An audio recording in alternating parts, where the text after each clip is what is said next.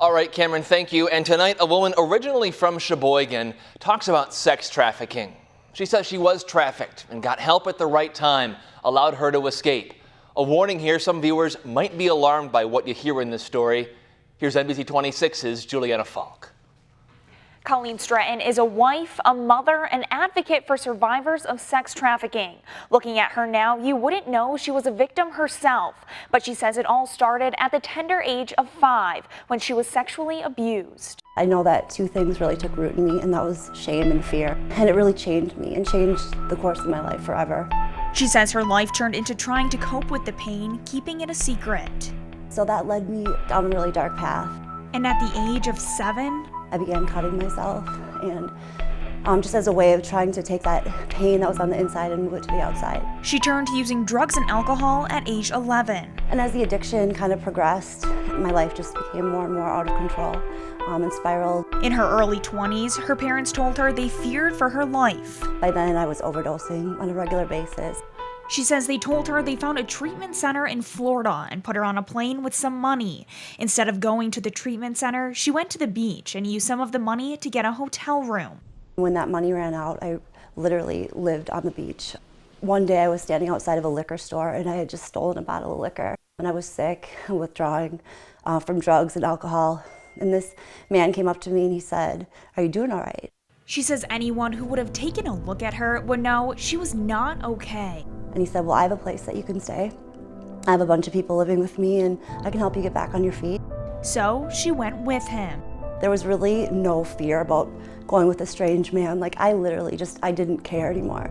She says all she cared about was getting off the streets and to get that next high to cover up the pain she was still feeling inside. She went to the house with him where 4 other women were living. She says it was a haze of drugs and alcohol for a few days. He shot me up with heroin, and I can just remember coming in and out of it and seeing these women come in and out of the house.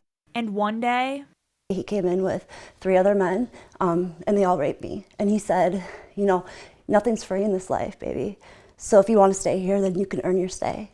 During her initiation into the life, she was taken to a stretch of highway where prostitutes walk. The reality set in and of what I had gotten myself into. Colleen felt like she had no other option, that no one would want her or to help her. I felt like I had sunk too low, made too many bad decisions and choices, that this was the life that I had chosen and that this is what I deserved. She says at first her trafficker was charismatic, flattering, and then he became angry, instilling more fear and shame into Colleen. He used to go from girl to girl in the house and he would hold a gun to our heads and he would say, "Which one of you feels like dying tonight?" And then he'd pull the trigger and it would be an empty chamber.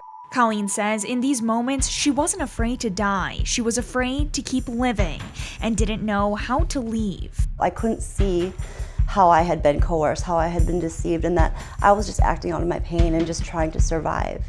She says the heroin addiction fueled her to stay. She was being sold 10, 12 times a day. Every night, every shift that we were taken out to the stroll or taken out to the truck stop or to motels, we would have to make between $800 to $1,000 in order to be picked up by him.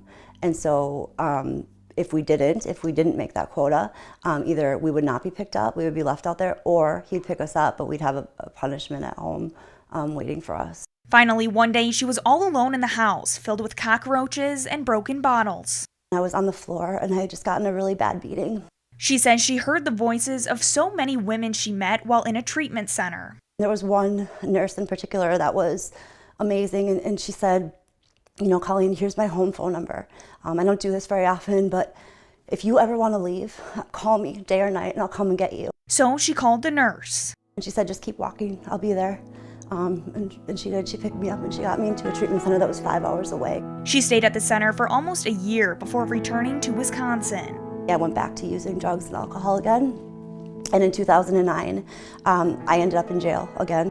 She says she was all alone in a cell detoxing. The only thing she was given, a Bible. So she met with a chaplain and began her true healing process. I can tell you that apart from Jesus, there's no way that I would be here today with the life that I have today, with the peace and the healing that I have today. Colleen, now a wife and mother to 4 beautiful children. I had a doctor tell me after I had left the life that the chances of me being able to have children would be very small. Just based on all the injuries and the things that I had sustained, and really to have the life that I have today, to have 4 healthy, beautiful kids, and a husband who knows my scars, who sees my scars and thinks that I'm beautiful anyway, really just speaks to the heart of who God is. Colleen now uses her own story of survival to help other survivors of sex trafficking, giving presentations, meeting with survivors in jail, and fighting for every survivor out there, showing them hope and the beauty in life that lies on the other side when they can't see it for themselves yet. Keeping you connected, Juliana Falk, NBC 26. And there is a number for help. It's on your screen right here, 1-888-373-7888. Confidential help 24 hours a day, 7 days a week.